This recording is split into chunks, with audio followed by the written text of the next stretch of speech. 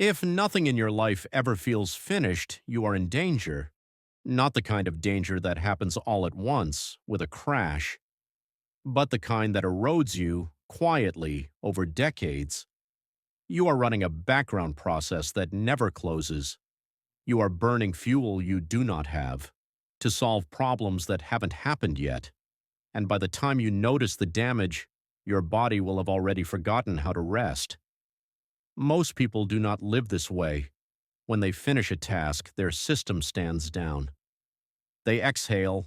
They transition from work to leisure. You don't. You transition from work to wait. You don't relax. You pause. You hover. You exist in suspended animation, waiting for the next shoe to drop.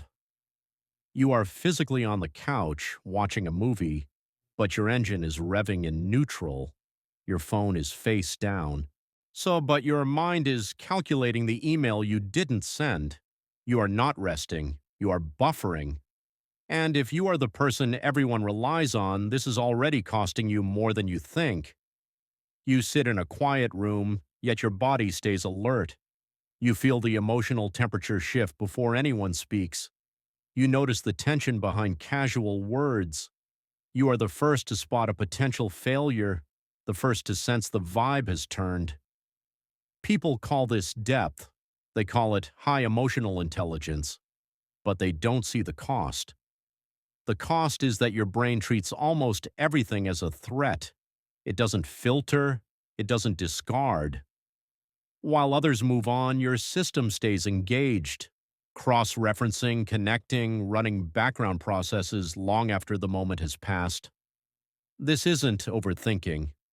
This is vigilance that never learned to turn off, and vigilance burns energy constantly.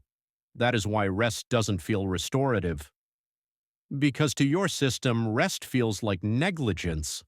Relaxing feels like abandoning a post you were never officially relieved from, so even when you sit still, you are working, mentally tracking, mentally preparing, holding space for things that might collapse if you stop paying attention.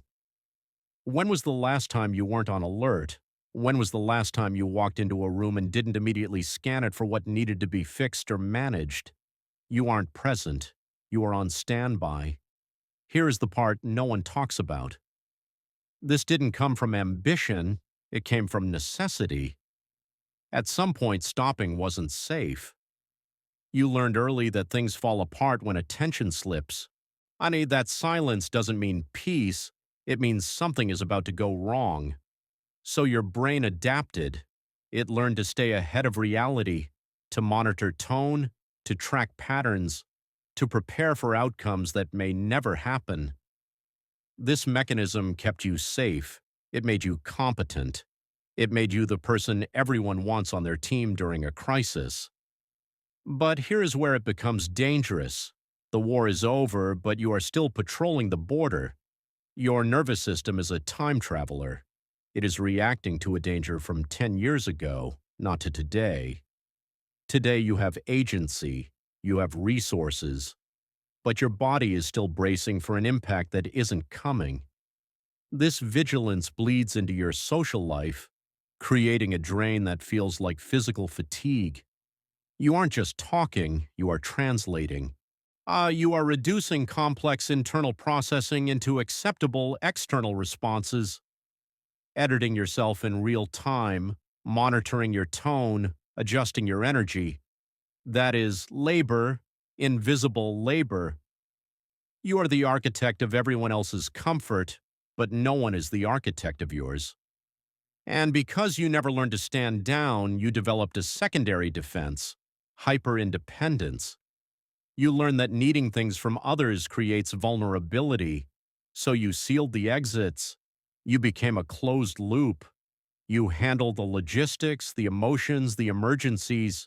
You became the person everyone relies on, precisely so you never have to rely on anyone else. It feels like strength, but it is actually a wall. If you are the one holding the ceiling up, you never have to worry about it falling on you. But the weight is crushing, and the loneliness is absolute, and you are surrounded by people yet completely inaccessible. You don't share burdens until they are processed and solved. You only confess struggles in the past tense. I was having a hard time, you say months later.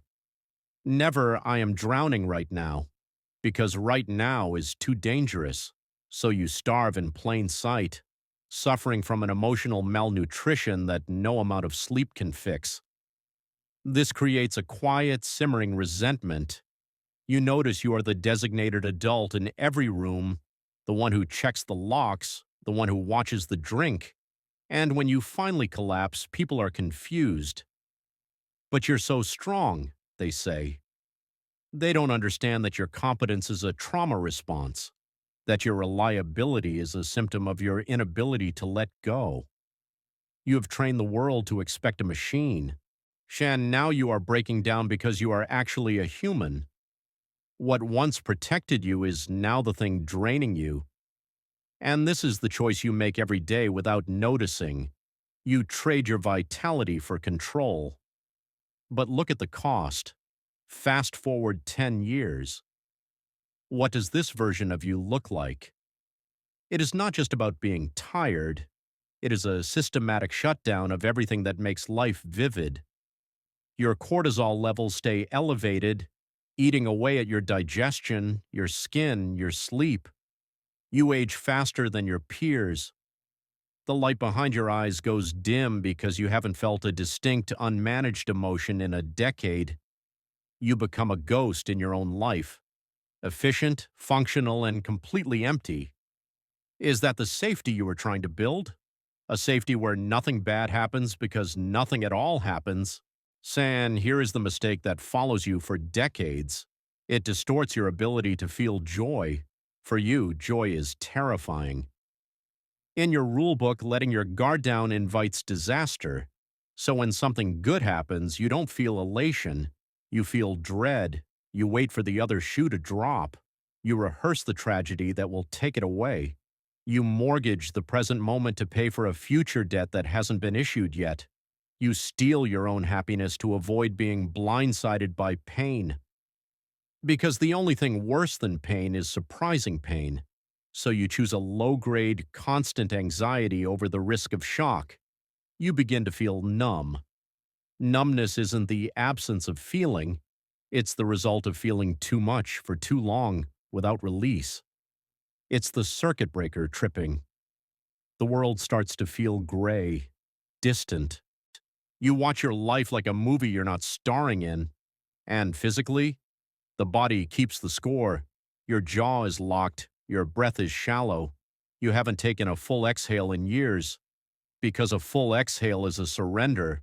And your body believes that if you deflate, you might not be able to inflate again fast enough to run. You are biologically stuck in the brace position for 10 years, for 20. If no one needed you tomorrow, who would you be? This is the question that haunts you. You have merged your worth with your utility. You believe you are only as valuable as what you can fix or endure. If you stop being useful, you fear you would cease to matter.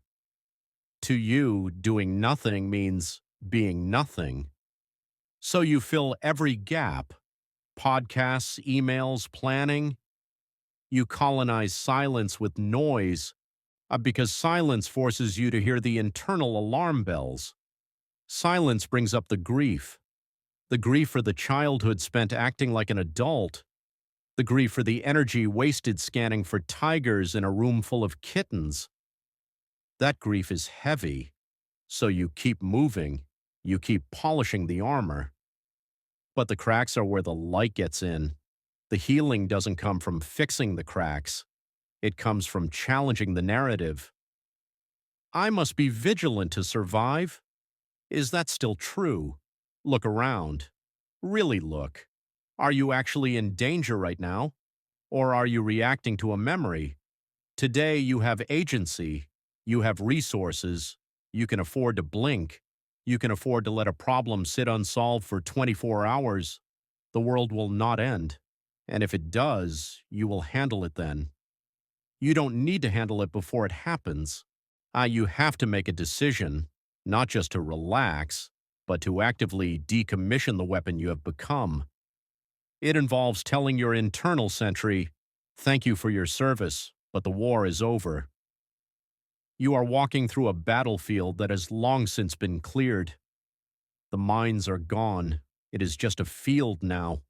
There is grass. There is wind. You must put down the shield. It is heavy and you have carried it far enough. Your arms will feel strange without the weight. You will feel naked, exposed. But you will also feel something else. Lightness. You are allowed to rest. Not just sleep, but rest. To exist without producing, to be without defending, to breathe without bracing. You are safe. You can stop.